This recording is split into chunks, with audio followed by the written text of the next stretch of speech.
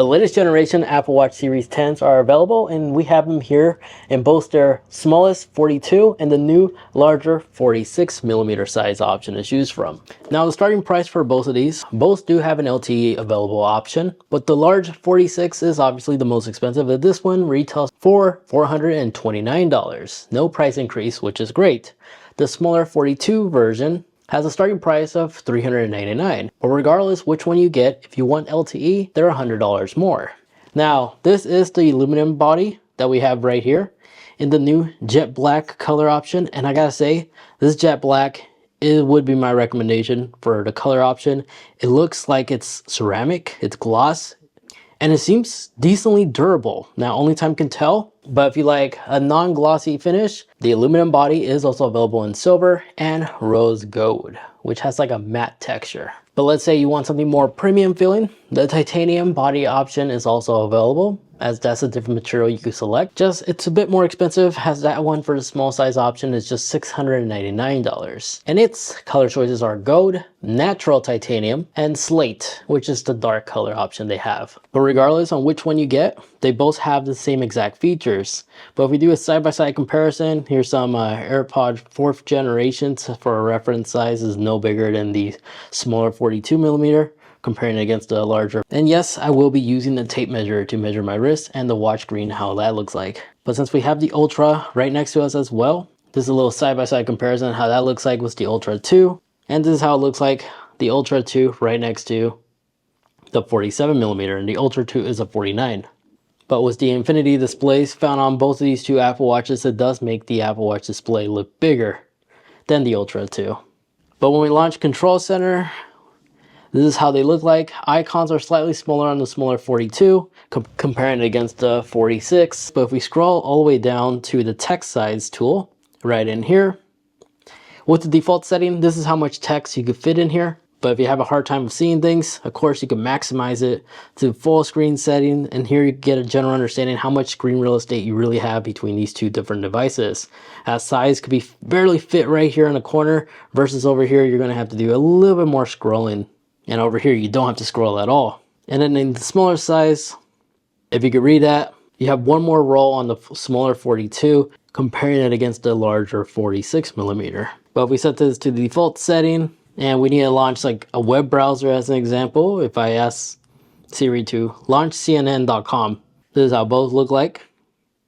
So if we go ahead and open up Google, it's definitely much more easier to read like websites if you absolutely have to on the larger 47, of course.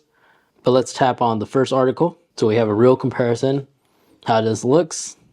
So if you'll be using third-party apps or WebKit to browse the web, this is how it looks like. Again, it's definitely much more easier to read on the larger 46, of course. But when it comes to generally operating your watch, the app layout, both look identical. Still very easy in my opinion to navigate. Even if you select the list view, it still is able to fit the same amount of list view apps that you see in front of us, as the Apple Store is barely cut off as well on both these two. And then for general purposes, if you're just perusing through the settings, they look like this.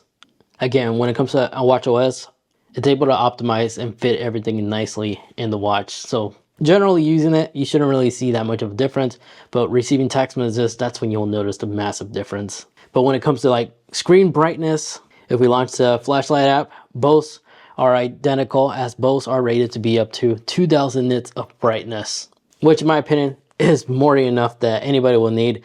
I had the first generation Ultra that was able to go up to 2000 nits. Not once have I ever complained of sunlight being too bright or glaring on my screen for me to actually see the notification or anything that these two Apple Watches are able to display. So in fact, this is the reason why I usually will run both of these two Apple Watches on the lowest brightness setting.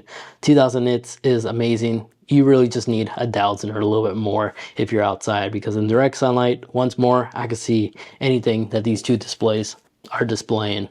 So when wearing these two Apple Watches, let me measure my wrist first.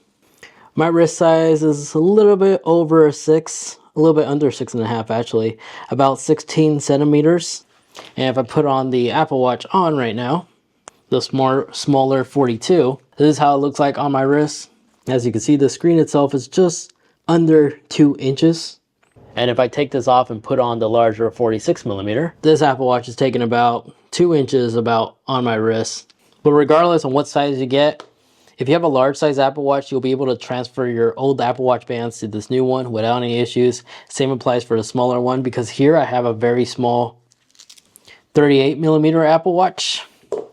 And if I swap bands, the latch is exactly the same like older generations.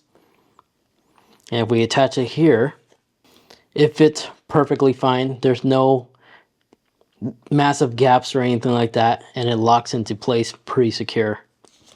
And this is how it looks like with another band. It's more flush. But if we put the two side by side on my wrist now, you could generally see the differences between the two. And honestly, I think the small one's perfect for me. Even though I have a average size wrist, but here's the tape measure one more time. Just barely 2 inches of size is really occupied.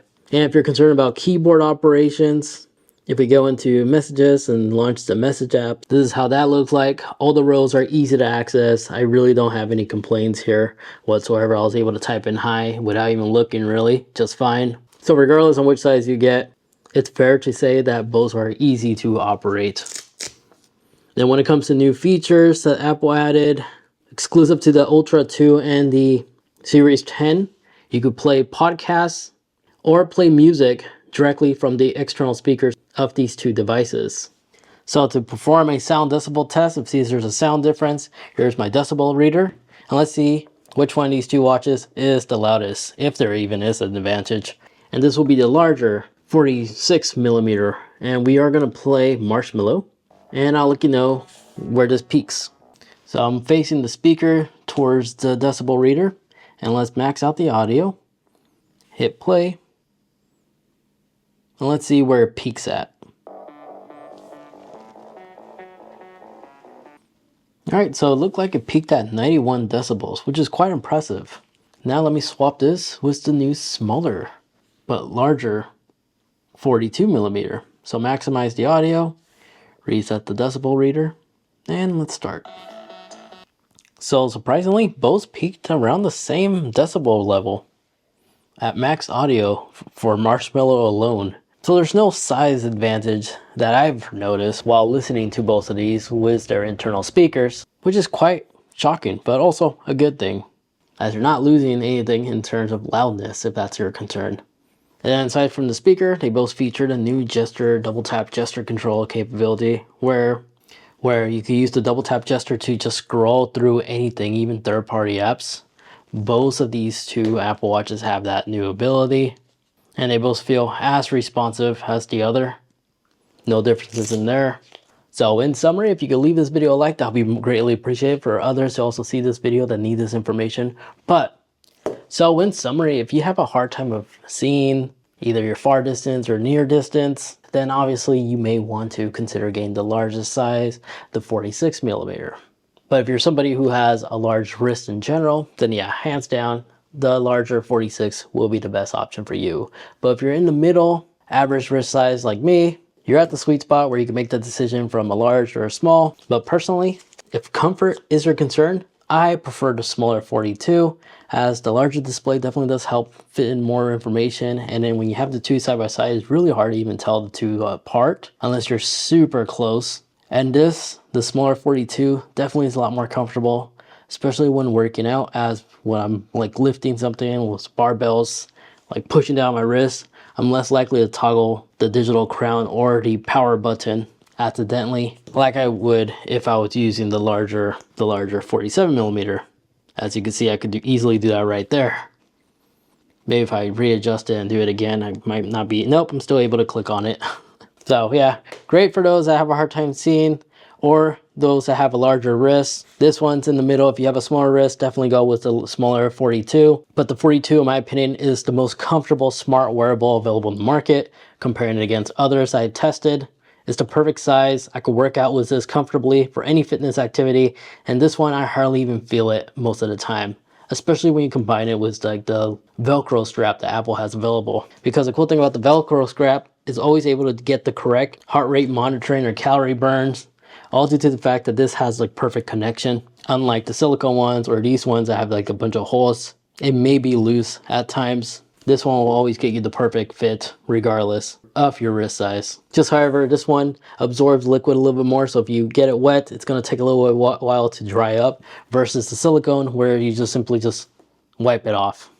But there you guys have it. That is the comparison of the 42mm Series 10 comparing against the Series 10 new size, the larger 46mm. Let me know in the comment section which one you decided to go for. But if you'd like to watch more, maybe you're debating between the SE, I also compare those two size options available over there, the 40 against the 44mm. Thank you so much for watching.